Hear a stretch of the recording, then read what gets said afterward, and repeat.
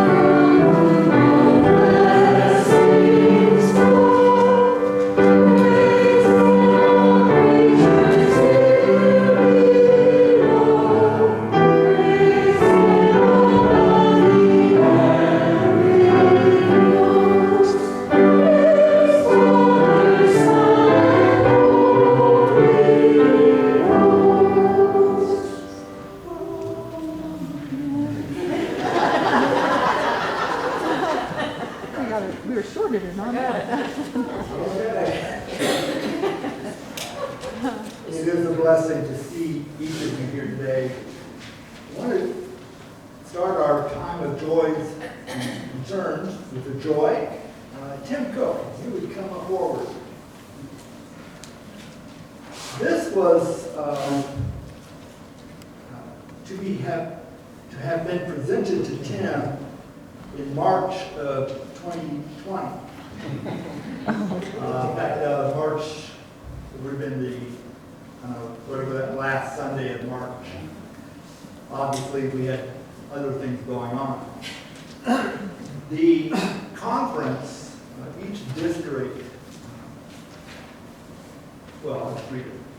The Apostle James was considered a quiet disciple, probably because of all of Jesus' disciples, we know the least about him.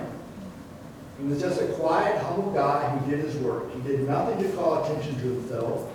He listened and learned and observed Jesus quietly, contemplated what he said and what he did, and he incorporated those lessons in this life. After the resurrection of Jesus, we find that James just kind of quietly disappeared into the woodwork, really living out what Jesus said. James, the least of these disciples, went out to serve as he had been told to do.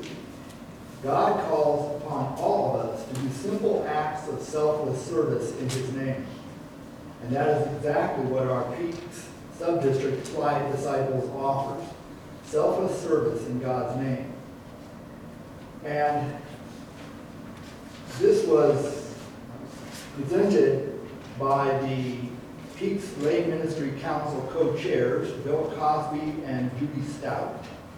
And this was the Quiet Disciple presented to Tim Cook from St. Paul's United Methodist Church Board in recognition of your outstanding achievements and tireless efforts to your church and community of faith. We recognize you as a quiet disciple. Thank you for all that you have accomplished. Hear, hear.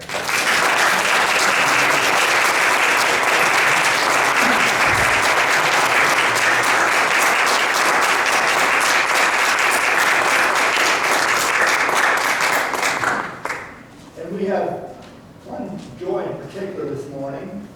Austin Cooper is celebrating with her 22nd, 23rd birthday.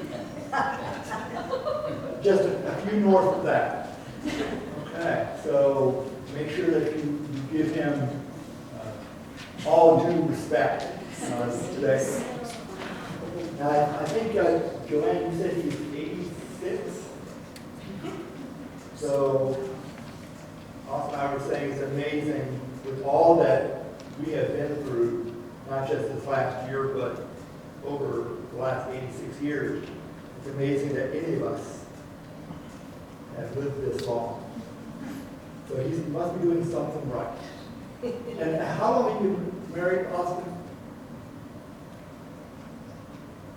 How long have you been married? 66. 66 of those 86 years, he's done something right.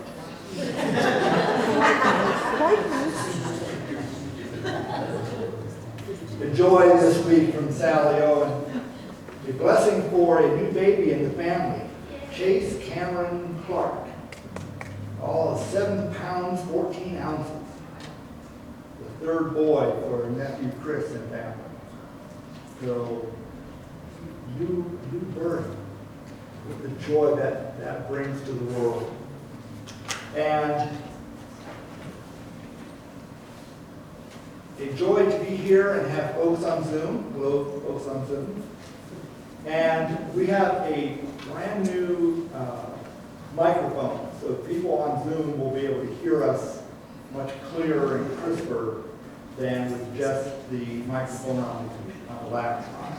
So it's nice that we're doing this now instead of a year ago, but we're doing it eventually.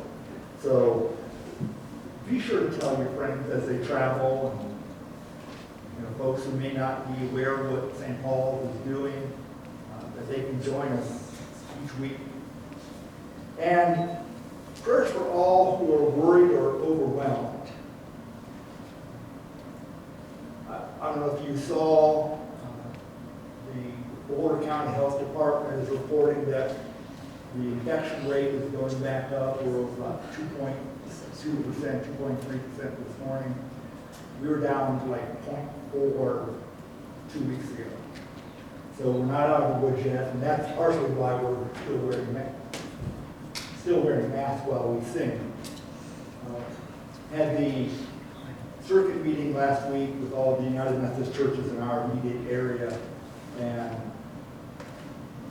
First Church downtown, they won't be back in person until after Labor Day.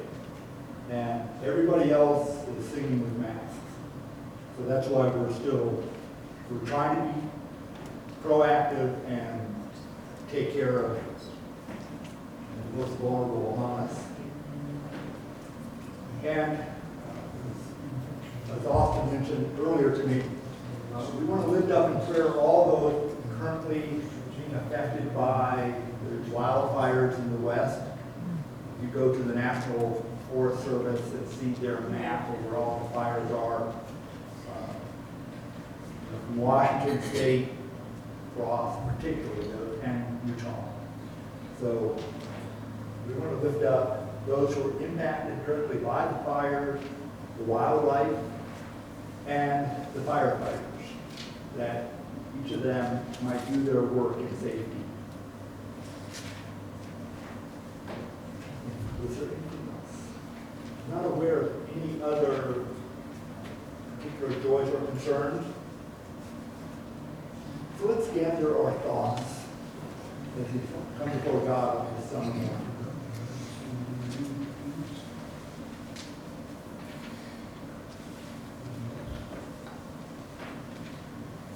Eternal and loving God, you hear us and you listen to us, even when we do not hear or listen to you. You love us, nurture us, sustain us through all the trials of life, even when we look for solutions in every corner of the world. We turn to you this day, lifting up these joys, these concerns, lifting up all that is, all that we are aware of, all that we have yet to learn. We give you thanks for this day, for those who have gathered, for those who witness to their faith in so many different ways. Grant us this day the presence of your Spirit that seeks within our hearts those prayers, those concerns, those intercessions that are too deep for words. Receive them. Receive these thoughts, these prayers into your heart, and return it to us in every expression of love. For this is the day that we have chosen to gather to worship you. Hear us and receive our thanks. For we are bold to come before you in prayer, because our Lord, your Son, said wherever 2 or 3 were gathered, he would be in their midst. So here we are. Here you are. Hear our prayer, the one that Jesus himself taught us. Our Father, who art in heaven, hallowed be thy name. Thy kingdom come, thy will be done, on earth as it is in heaven. Give us this day our daily bread, and forgive us our trespasses, as we forgive those who trespass against us. And lead us not into temptation, but deliver us from evil. For thine is the kingdom, and the power, and the glory forever and ever.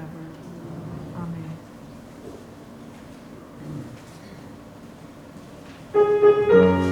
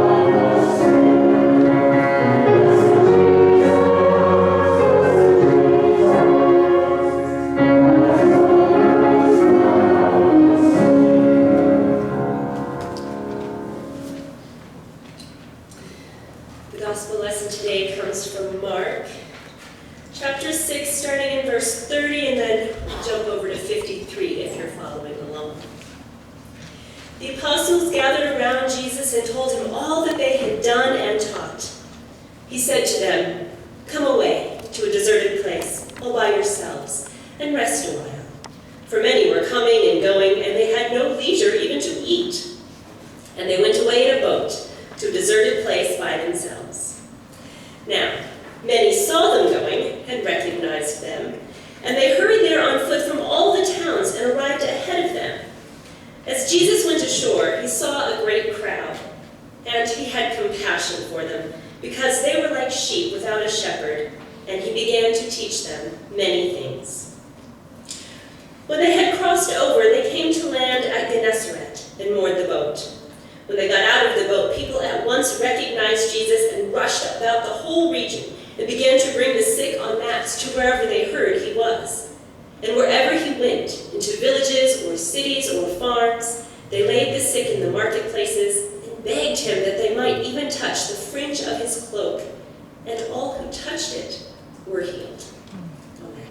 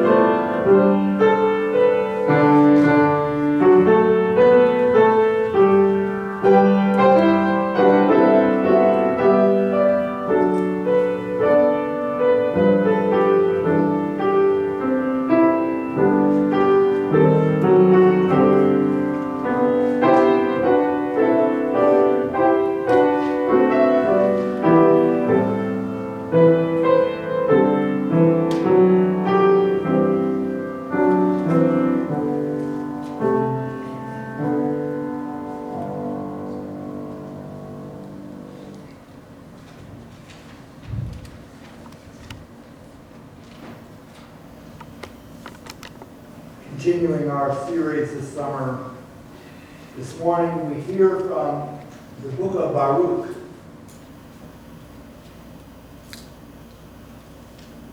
Hear the words that have been passed down to us. Take off the garment of your sorrow and affliction, Jerusalem, and put on forever the beauty of the glory from God. Put on the robe of the righteousness that comes from God. Put on your head the diadem of the glory of the Eternal One. For God will show your splendor everywhere under heaven. For God will give you evermore the name righteous peace, godly glory. Rise up, Jerusalem, stand upon the height. Look toward the east and see your children gathered from west and east at the word of the Holy One, rejoicing that God has remembered them. For they went out from you on foot, led away by their enemies. But God will bring them back to you, carried in glory as on a royal throne. For For God has ordered that every high mountain and the ancient hills be made low, and the valleys lifted up to make level ground, so that Israel may walk safely in the glory of God. The woods and every fragrant tree have shaded Israel at God's command. For God will lead Israel with joy in the light of God's glory, with the compassion and justice that come from the Most High. The Word of God for God's people.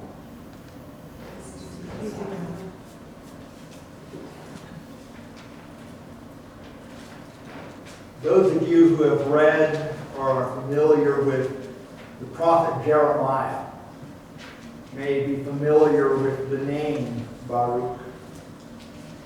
If you haven't or are not familiar with Baruch, I invite you and encourage you to go home this afternoon before you pick up the paper and read Jeremiah for yourself.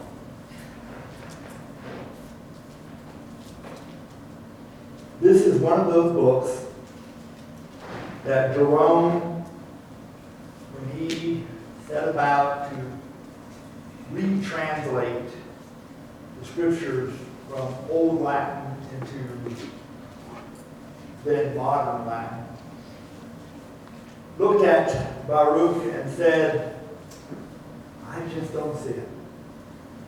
This is not one of those books that I can say with confidence that it should be included. Because nowhere in Jewish tradition is Baruch referenced. This book is not included in any of the scrolls. There's one small fragment that was found among the Dead Sea Scrolls, and that's it. What we have this morning came down to us by way of the church in Antioch and in Alexandria.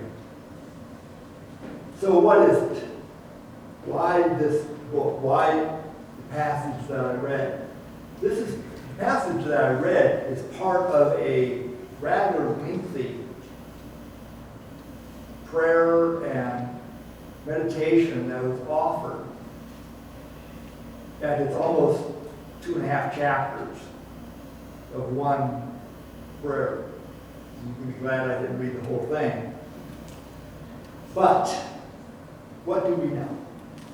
Well, we know that Baruch is mentioned in the prophecy of Jeremiah, written before the people were carried away into Babylonian captivity. We know that, well, that's about all we know about it. Leave it there. So, why did I read it? Okay. Scholars, people whose living is made by debating the nuances of every utterance in the scriptures and the scrolls, don't agree on much. But one thing they agree on is that this book was not written when the author said it was written. It was likely written between 200 and 100 years before the time of Christ. After the restoration of the Second Temple and following the revolt by the Maccabees against, and Tony, I always mispronounce it. I wrote it down together. Antiochus Epiphanes. He had desecrated the temple, and when he was deposed and before the Romans arrived on the scene, there was this brief flower of Israel's worship when they again had an expression of faith that was true and holy and right. I want us this morning put ourselves in the shoes or sandals of people who were hearing that read centuries ago. They were being invited not to live in the past, not to live in the future, but to live in the moment, in the present reality of God's presence. And this morning, I'm looking out at you and seeing people who made the conscious decision to get up, get dressed, and come here. There's a lot of other things you could be doing this morning. There's a lot of things you're going to do this afternoon. But right now, you're here. And Baruch was saying to the people, speaking to those going into exile, but intending the people who are making their way back to the temple. He said, remember why you're doing this. Why this God among all the other gods that are represented in the pantheon of the ancient world. Why this God? The 6th chapter of this, he goes into this lengthy description of the gods made by hands and all the gods that were encountered in Babylon. He said, our God, the God of your ancestors, the God of creation, the God of whatever comes,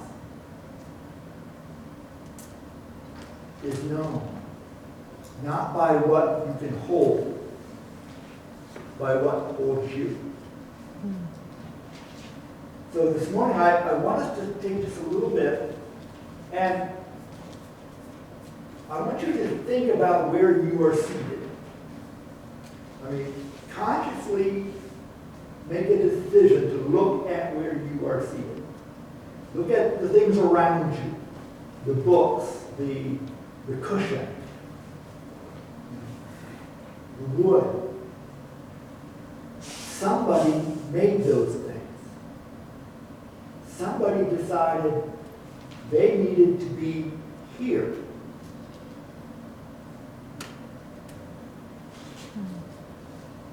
You know, there's been a lot of fighting over the years about the color of the carpet, about what to put in the windows, whether there should be music or not, whether there should be a rail in front, whether the altar should be up against the wall or out in the middle, where to put the baptismal font. Somebody made all those decisions.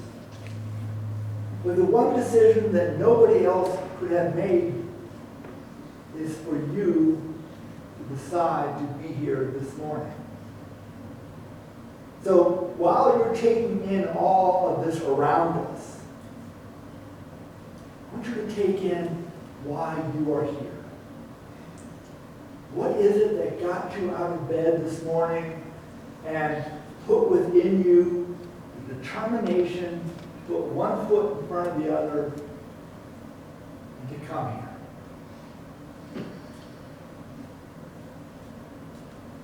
What a moment it is when the people of God choose to come into God's presence. But let's not leave it right there. Let's go a little bit deeper into this. I want you to imagine just for a moment all the people who have sat where you are sitting this morning.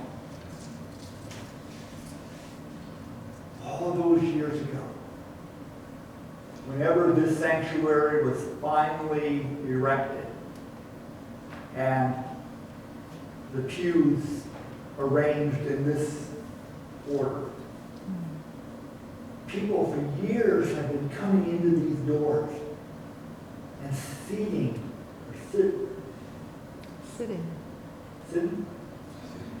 where you are sitting. I am a professional.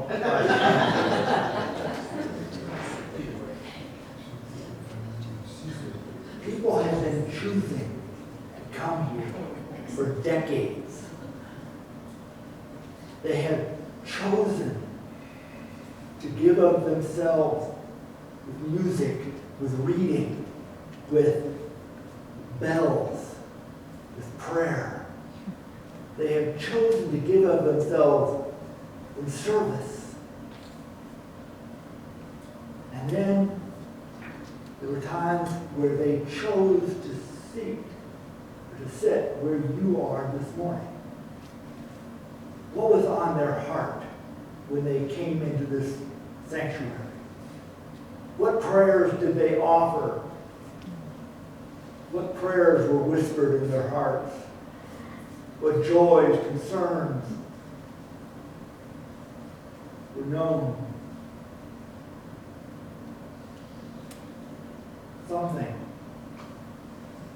Something prompted them to come. And by doing so, they said, whether verbally or not, this is where I am. This is where I am complete. This is where I know that I am heard of all the things going on in the world. Fires, floods in Germany, infection rates going up. Every week I look at the gun violence totals for the previous week. Every day, people are dying in this country. Every day, parents lose a child. And yet, in all of these experiences, all these things that are going wrong in the world, there are still people who say, I am going to do the best that I can to make this small part of the universe better than it was yesterday.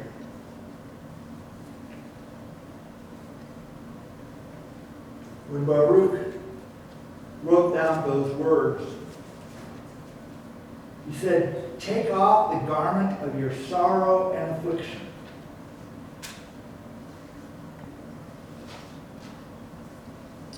You hear what he's saying to them. He didn't say in the previous 2 chapters, he didn't say, that was then, this is now. Pretend that it didn't happen. He's saying, it did happen. It was traumatic.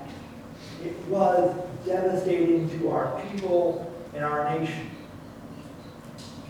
But even in the midst of captivity, our God, the God who called forth every blade of grass, was with us. Put on the robe of righteousness that comes from God. Put on your head the diadem of the glory of the Eternal One. Now, I don't know what was on your mind this morning when you looked into your closet and chose whatever clothes you chose to put on. I don't know, there's a symbolic reason why you're wearing, well, he's wearing a gray shirt and Jerry's wearing a blue shirt. I don't know if there's a significance there. But each of us is invited to put on the glory of God. Amen. I meant to look it up this morning and I forgot. I saw something on Facebook, so you know it has to be true. You know, there's these people who like to quote famous people. And one of them showed a portrait, one of the early portraits of Abraham Lincoln. And, I mean, it's kind of hard to say anything bad about Lincoln. I mean, you do so at your own peril. Him and George Washington. Everybody else in the country is fair game, but those two are kind of exempt. And the quote was, "Don't trust everything you read on the internet." That's a joke. You can laugh at. But the quote that has stuck with me was, "Before every person that you encounter, there walks an angel of God, shouting, 'Behold, the image of God.' When you look into the mirror, you are looking at the image of God." That's what Baruch was saying to his people. You were created in the image of God. You did not create God. God created you and put within you the breath of life. But God did not leave you alone. And he says, God will call people from the east and the west, from every direction under the sun. Say, come home. Come back into my presence. The presence that's always been with you, but you didn't always realize it. Come and feel the presence of God at work within you, writing upon your heart a new word of hope. But Baruch knew that it wasn't always easy. That his people would be challenged and subjugated by empires for centuries more. But in all of that, people were being told God is not limited by what we can touch. One of the professors I went to Drew University to do my demon work, and that's D.MIN period, not the other kind of demon. Yeah, every summer you hear people say, the demons are here. But he said that, Leonard Sweet was his name. He said, if you're trying to take God out of the box that the world has told you exists, the box of this room,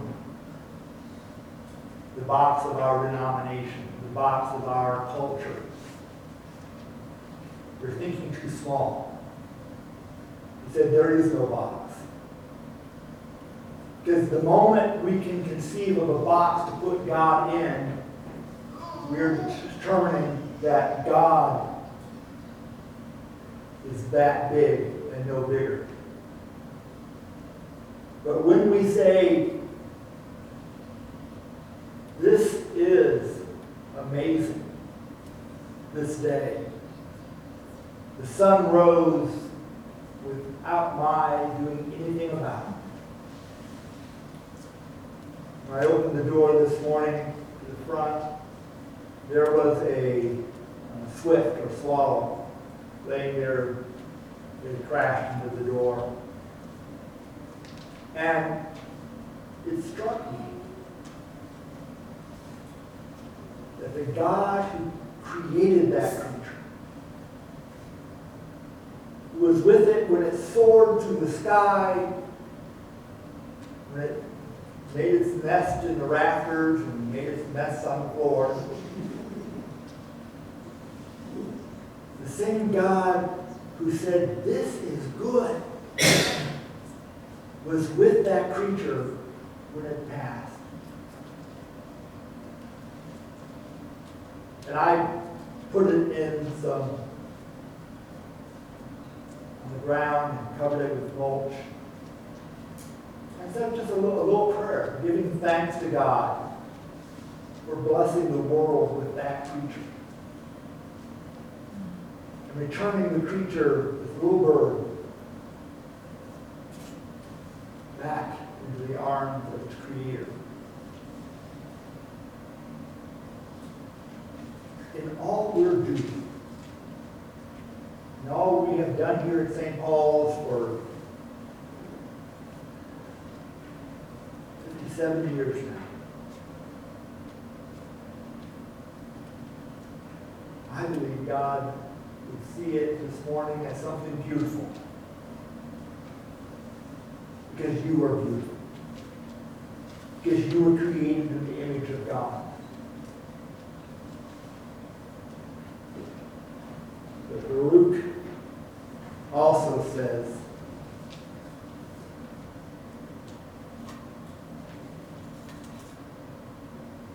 "For God has ordered that every high mountain and the ancient hills be made low, and the valleys lifted up to make level ground, so that Israel may walk safely in the glory of God. The woods and every fragrant tree have shaded Israel at God's command. For God will lead Israel with joy in the light of God's glory, with compassion and justice that comes from the Most High." So change it just like,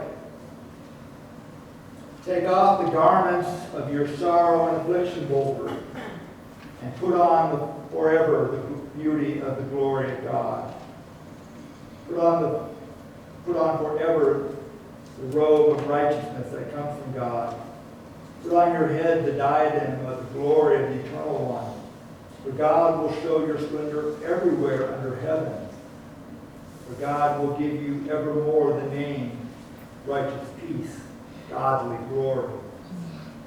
Rise up, St. Paul, stand upon the height, look toward the east, and see your children gathered from west and east at the word of the Holy One, rejoicing that God has remembered you.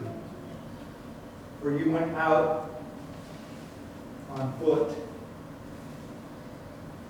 but God will bring back to you, carried in glory as on a royal throne. For God has ordered that every high mountain and the ancient hills be made low and the valleys lifted up. The woods and every fragrant tree have shaded St. Paul's at God's command. For God will lead St. Paul's with joy in the light of God's glory, with compassion and justice that comes from the Most High.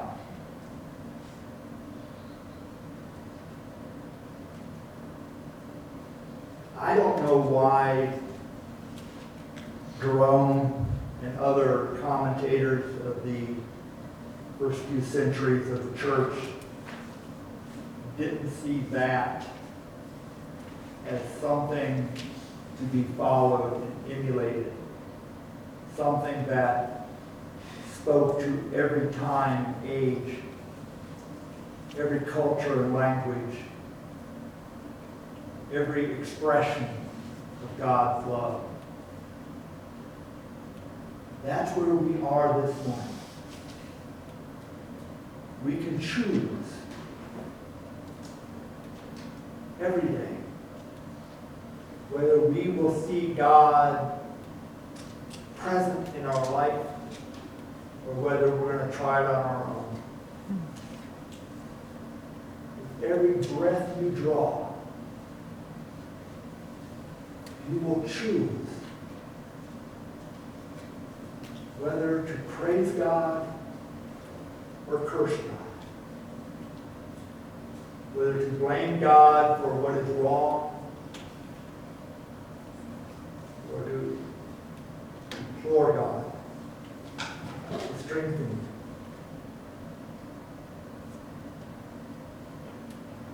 Baruch knew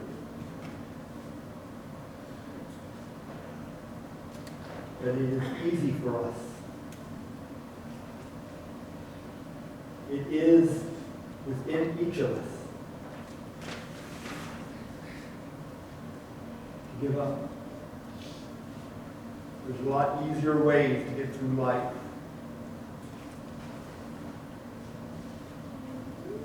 But he said, the community, the people, God's chosen. You are in this together. You are created in the image of God.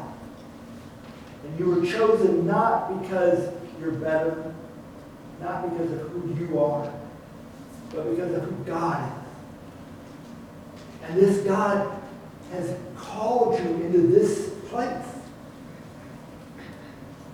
Not to put us on display, not to tell us how bad we are or how worthless we are, but to say, I am who I am. And because I am, you are invited and welcomed to share.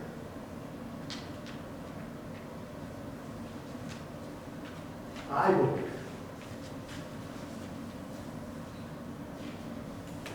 that there will come a time when St. Paul's, our biggest problem will be parking.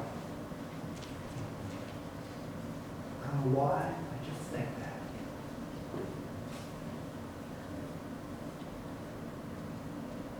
But in the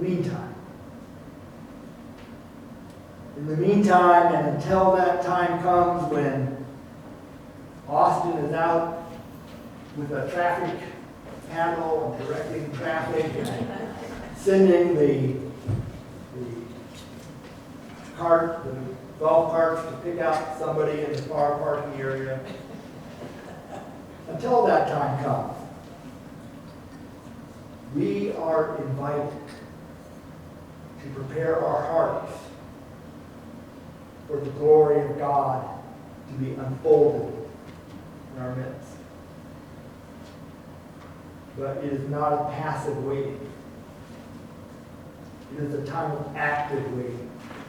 It is a time of engaging the world around us. The people who were worshiping in the second temple, some were doing it because it was custom. Some were doing it because they were trying to make a statement.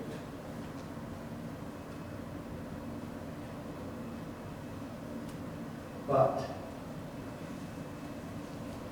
for Baruch, the one statement he encouraged people to make with their hearts, with their lips, with their gestures, was that God is here. And God was with us in the wilderness, and God is with us now in the temple. God is with us when our enemies overrun us and when our children are dedicated to the service of God. God is with us in the heights and in the valleys. So in the days and weeks to come, look for God, find God, and then come into this place and share it.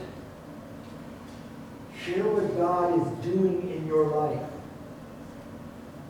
and share it with us, so that when we go out into the world, we can say, don't take it just from me, but listen to the testimony of those around me. Because we have read the ancient text and have learned from them. And we believe the words written down thousands of years ago are true because we have seen them written in the hearts of God's creation. This very moment is a gift from God. What you do with it is your gift. In return. Amen. And now I invite you to stand as you are able as we sing together.